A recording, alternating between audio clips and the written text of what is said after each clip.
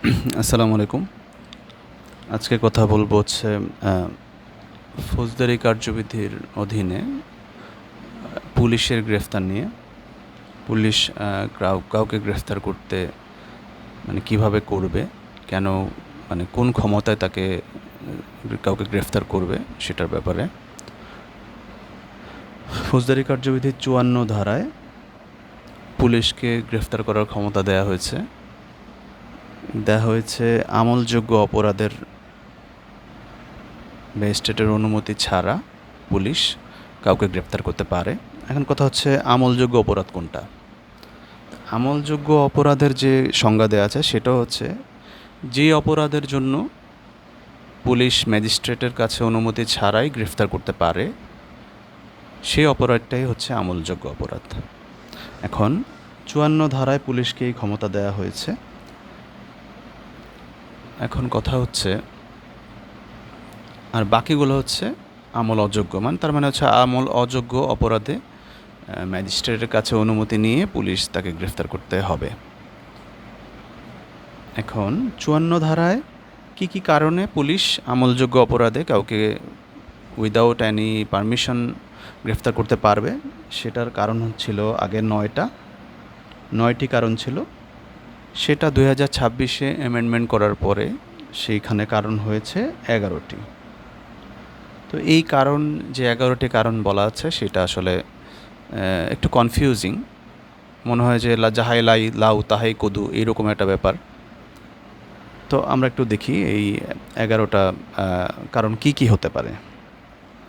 প্রথম যে কারণ, এটা নতুন এসেছে, এই কারণটা হচ্ছে পুলিশ কর্মকর্তার উপস্থিতিতে আমলযোগ্য কোনো অপরাধ করেছে এমন ব্যক্তি, মানে একটা আমলযোগ্য অপরাধ। সাধারণত আমলযোগ্য অপরাধ ওইটাই হয় যেটা খুব একটু গ্রেভ ম্যাটার এইসব ক্ষেত্রে।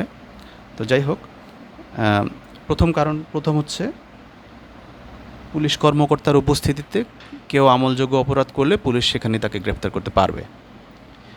দ্বিতীয়, এটা নতুন কারণ, এটা আগে ছিল না, এটা এই ২০২৬-এর অ্যামেন্ডমেন্টে এটা এসেছে। দ্বিতীয় কারণ হচ্ছে যদি কোনো ব্যক্তির বিরুদ্ধে কোনো যুক্তিযুক্ত নালিশ দায়ের করা হয়েছে বা এমন কোনো বিশ্বাসযোগ্য তথ্য পাওয়া গেছে, মানে যেটার ব্যাপারে পুলিশের কোনো ডাউট নাই যে সে এমন একটা আমলযোগ্য অপরাধ করেছে যেটার শাস্তি ৭ বছর পর্যন্ত কারাদণ্ড। হ্যাঁ, এখন ৭ বছর পর্যন্ত কারাদণ্ড হলেই পুলিশ গ্রেফতার করতে পারবে এরকম না, এটার পেছনে কিছু কন্ডিশন আছে, কিছু শর্ত পূরণ করতে হবে। প্রথম কথা হচ্ছে যে এই বিশ্বাসযোগ্য তথ্য এটা একদমই অ্যাকুরেট হতে হবে, যে কোনোভাবেই এই তথ্যর ব্যাপারে কোনো সন্দেহ নাই এরকম হইতে হবে। দ্বিতীয় হচ্ছে পুলিশ কর্মকর্তার ৬টা কারণ আছে, এখানে ৫টা কারণ আছে, যে এই ৫টা কারণ বিষয়ে তাকে সন্তুষ্ট হতে হবে কেন এই গ্রেফতারটা করা জরুরি। তার মধ্যে একটা হচ্ছে এই লোক আরও অপরাধ করবে এইটা থেকে বিরত রাখতে, এই অপরাধের একটা ভালো তদন্ত করতে, উপযুক্ত তদন্ত করতে। এই লোক সাক্ষ্য নষ্ট করতে পারে, যেই সাক্ষ্য বা আছে এগুলো বিকৃত করতে পারে, এই জন্য তাকে গ্রেফতার করতে হবে। অথবা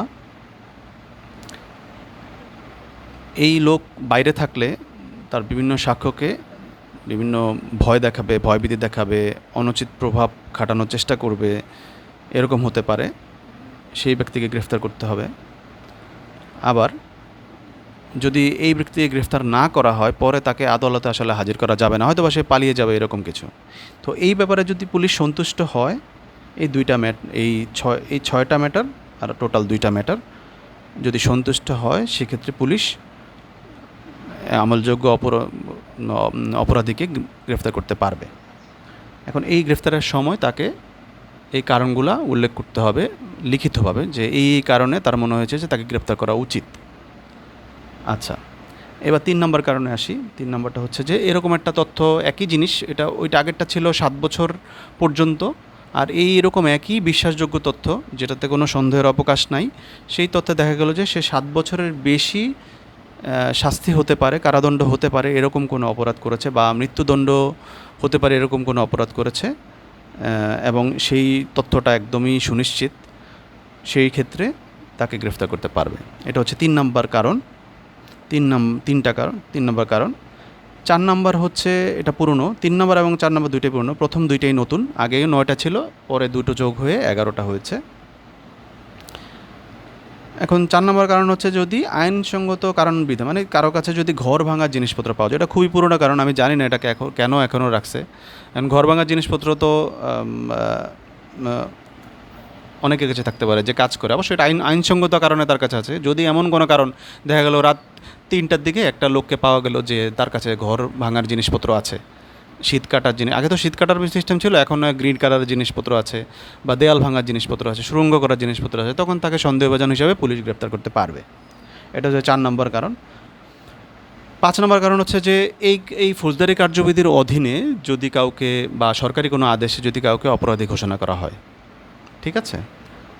আচ্ছা, এবার 6 নম্বর কারণ, যদি কারো কাছ থেকে চোরাই মাল পাওয়া যায় এবং যুক্তিসঙ্গত কারণ থাকে যে সে এই অপরাধটা করেছে, হ্যাঁ, এরকম যদি মনে হয়।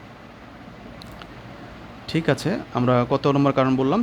আমরা 6 নম্বর কারণ বললাম। আচ্ছা, এবার 7 নম্বর কারণটা বলি। সেটা হচ্ছে যদি পুলিশের কাজে যদি কেউ বাধা দেয়, মানে এই অপরাধটাকে বলা হয় কার্য সম্পাদনে বাধাদানকারী ব্যক্তি, বা যদি কেউ আইনের হেফাজত থেকে, মানে পুলিশের কাছে আসে হেফাজতে, সে পালানোর চেষ্টা করে বা পালিয়ে যায়, এরকম লোককেও সে গ্রেপ্তার করতে পারবে। আচ্ছা, 7 নম্বর শেষ হলো। 8 নম্বর হচ্ছে যদি কোনো লোককে সন্দেহ হয় যে সে সশস্ত্র বাহিনী তো আমরা বুঝি সেনাবাহিনী থেকে যদি কেউ পালিয়ে যায় তাকে গ্রেফতার করতে পারবে, বা সন্দেহ হলেও পারবে। আচ্ছা, এবার আরেকটা বলা আছে 9 নম্বর হচ্ছে যে বাংলাদেশের আইনে কিন্তু বাংলাদেশের বাইরে কোনো আমলযোগ্য অপরাধ করলে, কারণ বাংলাদেশের আইনে এটা আমলযোগ্য অপরাধ, কিন্তু সে বিদেশে করলো বা বাংলাদেশ সীমার বাইরে করলো, তখন তাকে গ্রেফতার করা যাবে। আর আরেকটা হচ্ছে 10 নম্বরটা হচ্ছে মুক্তিপ্রাপ্ত আসামি যদি 565(3) এই ধারা ভঙ্গ করে। 565(3) ধারা কি? এটা হচ্ছে আসলে যারা মানে শাস্তিপ্রাপ্ত আসামি বা মুক্তিপ্রাপ্ত, প্যারোলেতে মুক্তি হয় বা কিছু, তারা তাদের ঠিকানা পরিবর্তন করতে পারে না, এবং পরিবর্তন করতে গেলে সেটা জানাতে হয়, আইনগত কর্তৃপক্ষকে জানাতে হয়। সে যদি এরকম ভাবে কাউকে না জেনে তার ঠিকানা পরিবর্তন করে, এটা একটা অপরাধ, এটার কারণেও গ্রেফতার করতে পারবে। আর শেষ যে 11 নম্বর, সেটা হচ্ছে যাকে গ্রেফতারের জন্য কোনো পুলিশ অফিসারের নিকট অনুরোধ করা হয়েছে, হ্যাঁ, যাকে গ্রেফতার করার জন্য, মানে কোনোভাবে তাকে অনুরোধ করা হয়েছে তাকে গ্রেফতার করা হোক, অবশ্যই সেটা অথেন্টিক সোর্স থেকে হতে হবে। আচ্ছা, এখন এই 54 ধারার সাথে আরেকটা ধারা নতুন করে 26 সালে সংশোধন হয়েছে, এটা হচ্ছে 54(ক) বা 54(a). এই ধারায় বলা আছে যে কাউকে যখন গ্রেফতার করতে পুলিশ যাবে বা পুলিশ গ্রেফতার করবে, তার সাথে কমিউনিকেট করবে এবং তাকে অবশ্যই জানাতে হবে যে কোন অপরাধে কোন কারণে তাকে গ্রেফতার করা হচ্ছে। এটা 54(ক) এর নতুন এডিশন। আর আগে আমি বলেছি যে 9টা কারণ ছিল আগে, 2026-এ এটা এডিট হয়ে, এটা অ্যামেন্ডমেন্ট হয়ে এটা 11টা কারণ রেডি করা হয়েছে। তো এই ছিল আজকে পুলিশের ক্ষমতায় গ্রেফতারের যে ধারা আছে সেটা 54 ধারা, ফৌজদারি কার্যবিধি 54 ধারা অনুসারে পুলিশ যেভাবে ম্যাজিস্ট্রেটের পারমিশন ছাড়াই কাউকে গ্রেফতার করতে পারে, সেই ব্যাপারে আলাপ হলো। আশা করি আপনাদের ভালো লেগেছে। ভালো লাগলে আমার পেজ ফলো করবেন। ধন্যবাদ।